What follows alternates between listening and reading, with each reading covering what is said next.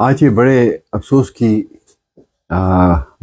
Sorry आज ये हमारे जो वाक़ा एक नेचुरल कैलमिटी हुई है हमारे जम्मू कश्मीर में कि रामबन में एक तूफ़ान आया, एक बारिश बड़े ज़ोर की आई, क्लाउड बर्स्ट हुआ, जिसकी वजह से बहुत से लोगों को मुसीबत का सामना करना पड़ा।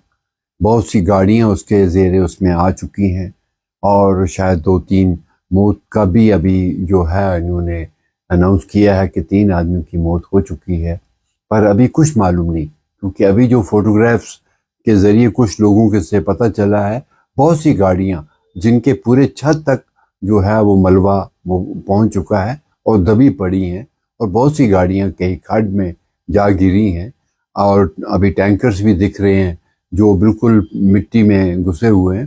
तो ये कोई 8-9 फीट का मलबा जो सड़क पर आ चुका है और सड़क कहीं दिख नहीं रही है।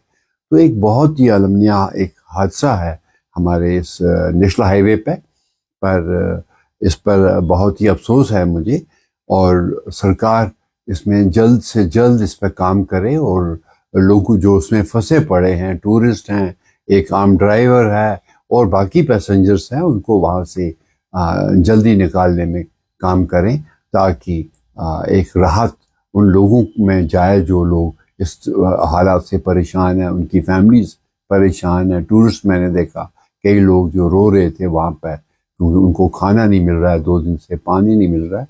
तो इन सब चीज़ों पर एक सरकार जो है जल्दी कार्रवाई करे। पर ये जो रोड है, इस रोड के बंद हो जाने से जो जैसा दिख रहा है अभी हमें, उससे काफ़ी मुश्किलात जो पैदा हो रही हैं लोगों में। कश्मीर में पैनिक भी हुआ है। आज सुबह से हम देख रहे हैं कि लोग पेट्रोल पंपों पर गाड़ियां जो हैं उनकी क्यू लग गई है।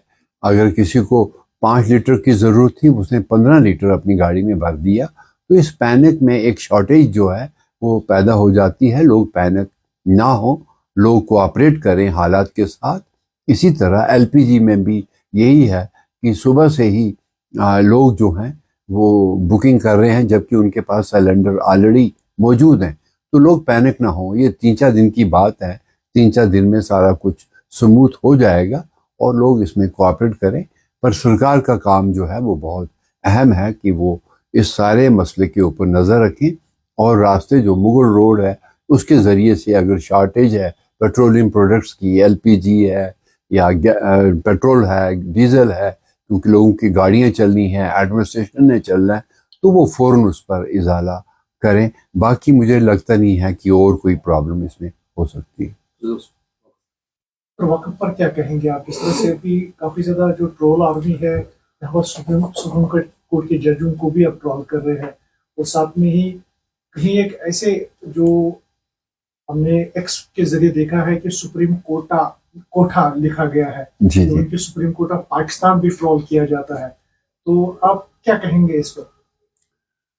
देखिए, सबसे पहले तो ये है कि सरकार को किसी भी मजहबी मामले में दखल नहीं देना चाहिए। वक्फ बोर्ड जो है ये इस्लाम धर्म के साथ ताल्लुक रखता है और ये खुद लोग मैनेज करते थे। हाँ, सरकार इतना कर सकती थी इसमें कि भाई एडमिनिस्ट्रेटिव तौर पर इस पर नज़र रखे कि साहब क्या इसमें सही तरीके से जो लोग उसमें काम कर रहे हैं, क्या वो प्रॉपर तरीके से इसको एडमिनिस्ट्रेट कर रहे हैं कि नहीं कर रहे हैं। उन चीज़ों की ओर सरकार ध्यान रख सकती है। वो सरकार इन बोर्ड से पूछ सकते हैं जो वक्फ बोर्ड्स हैं, पर उसमें तरमीम करना ये मुझे नहीं लगता कि सरकार का काम है। और सरकार ने ऐसा जो किया वो बहुत गलती की। हालांकि जबकि उन्होंने इसको बोथ द हाउसेस से पास भी कर दिया है, उसके बाद इसे प्रेसिडेंट ऑफ इंडिया की एसेंट भी मिल चुकी है, पर उसके बावजूद भी ये केस सुप्रीम कोर्ट में चला गया है। और सुप्रीम कोर्ट का भी जो माहौल है वो मुझे लग रहा है जैसे लोगों का एतबार सुप्रीम कोर्ट से भी उठ रहा है, क्योंकि वहां से भी जो पैगाम आ रहे हैं उसमें उस तरह की चीज़ें नहीं होनी चाहिए। लोगों का फेस बना रहना चाहिए, सुप्रीम कोर्ट में बना रहना चाहिए, पॉलिटिकल सेटअप है बना रहना चाहिए, आज अगर वो वक्फ बोर्ड पर करेंगे, कल वो सीखों के एसजीपीसी पर करेंगे, कल तीसरे दिन वो शायद धर्म ट्रस्ट पर भी करेंगे जो हिंदू के ट्रस्ट हैं। तो मुझे लगता है कि जो ये हमारे हिंदुस्तान का गुलदस्ता है जो डिफरेंट रिलीजन का बना हुआ है, इनका फेथ जो है वो सरकार के ऊपर रहना चाहिए। इससे तोड़ मरोड़ के पार्लियामेंट में के जरिए एक सियासी मकसद के जरिए इसे नहीं इस्तेमाल करना चाहिए, जिससे यहाँ देश के अंदर एक एतबार जो है लोगों का वो उठ जाएगा।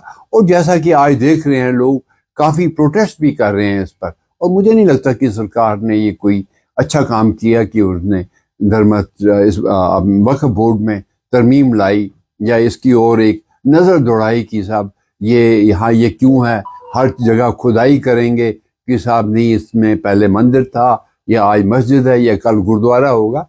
इन चीज़ों की ओर सरकार का जो ध्यान है वो नहीं होना चाहिए। सरकार को देखना चाहिए कि यहाँ देश कैसे तरक्की करे, देश की डेवलपमेंट वो कैसे करें, यहाँ के नौजवान जो अनएम्प्लॉयड हैं उनके लिए किस तरह से हम लोग नए रास्ते इख्तियार करें ताकि अनएम्प्लॉयमेंट दूर हो। ये सरकार का काम है। पर सरकारें अगर रिलीजियस मामलों में दखलंदाजी देना शुरू कर देंगी तो ये कन्फ्लिक्ट पैदा हो जाएगा।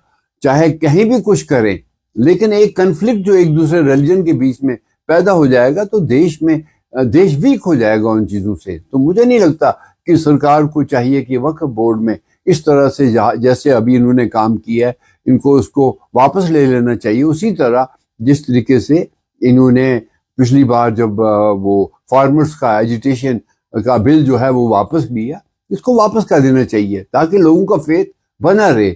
इस देश में पॉपुलेशन का रेशियो हर स्टेट में डिफरेंट है, कहीं पे एक माइनॉरिटी ऊपर है, कहीं मेजॉरिटी नीचे है। तो उस तरह से जो एक लोगों के बीच में एक खलल जो पैदा हो जाएगा, फेथ जो टूट जाएगा, तो उससे देश में एक बड़ा हमारे बाहर भी एक बड़ा रॉन्ग मैसेज चला जाएगा। तो मुझे लगता है कि I think sense should prevail on those people जो एट हेल्म अफेयर्स हैं कि साहब हमें रिलीजन को नहीं छेड़ना है, रिलीजन को जोड़े रखना है, लोगों को बनाए रखना, उनका कॉन्फिडेंस सरकार पर बना रहे, वही सबसे बड़ी बात है।